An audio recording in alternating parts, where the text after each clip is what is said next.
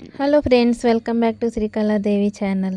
ఎలా ఉన్నారు మీరందరూ? నేను బాగున్నానండి. ఈరోజు మీకోసం తొందరగా ఇన్స్టెంట్గా అయిపోయే గారెలు అయితే చూపిస్తాను. అది కూడా బొంబాయి రవ్వతోటి.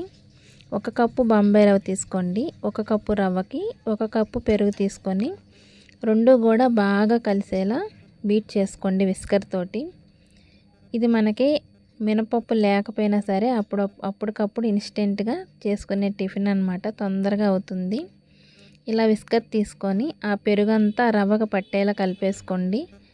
ఒక అరగంట సేపు మూత పెట్టి పక్కన పెట్టారంటే స్మూత్గా అయిపోతుంది, నానిపోయి చక్కగా.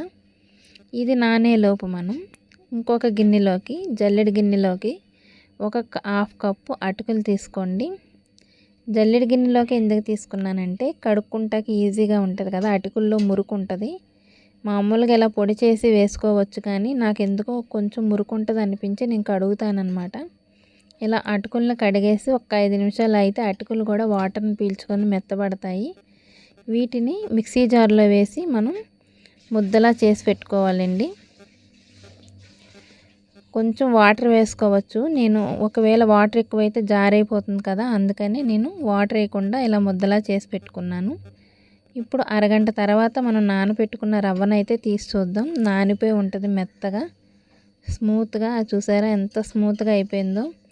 ఇందులో ఇప్పుడు మనం ఆల్రెడీ పిండి చేసి పెట్టుకున్న అటుకులను కూడా ఈ రవ్వలో వేసేసుకొని రెండు కూడా బాగా కలిసేలాగా కలుపుకోవాలి. ఉప్పు తగినంత ఉప్పు వేసుకొని కలుపుకోండి. ఈ అటుకులు రవ్వ రెండు బాగా మిక్స్ అవ్వాలన్నమాట. ఇవి బాగా కలిపిన తర్వాత ఇందులోకి పచ్చిమిరపకాయలు, ఉల్లిపాయ, అల్లం, కొత్తిమీర, కరివేపాకు, జీలకర్ర ఇవన్నీ కూడా సన్నగా తరిగి వేసేసుకొని ఇవి కూడా అందులో వేసి పిండంతా బాగా కలిపేసుకోండి, గారెల పిండిలాగా. కొంచెం టైట్గా అనిపిస్తే కొంచెం వాటర్ వేసుకోవచ్చు. మనం ఉప్పు, ఉల్లిపాయలు వేసేసరికి నీరు వచ్చి గుల్లగా అయిపోద్దండి. మీకు ఏమాత్రం టైట్గా ఉంటే కొంచెం వాటర్ చూసి అడ్జస్ట్ చేసుకోండి, ఎక్కువ వేసుకోకుండా.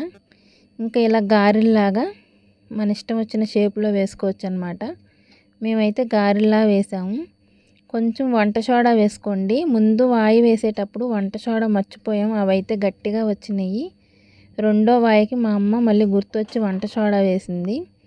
అప్పుడు చక్కగా మెత్తగా గుల్లగా వచ్చినాయండి. టేస్ట్ కూడా చాలా బాగుంది. ట్రై చేయండి. నచ్చితే లైక్ చేసి సబ్స్క్రైబ్ చేసుకోండి.